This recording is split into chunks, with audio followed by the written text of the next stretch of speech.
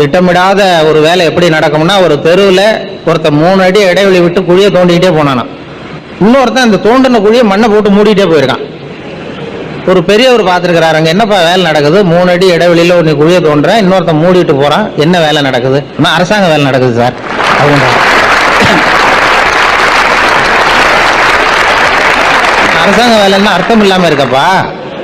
ஒருத்தன் குழியை தோன்றான், நீ மறுபடியும் மூடிட்டே போற, அர்த்தம் இல்லாம இருக்குதே அப்படின்னா, இல்லை சார் நான் விவரத்தை சொல்றேன். 3 அடி இடைவெளியில குழியை தோண்ட வேண்டியது ஒருத்தன் வேலை, அதுல செடியை நட வேண்டியது இன்னொருத்தன் வேலை, அதுக்கப்புறம் மண்ணை போட்டு மூட வேண்டியது இன்னொருத்தன் வேலை. அந்த 2வது ஆளு இன்னைக்கு லீவு போட்டான் ஆபீஸுக்கு.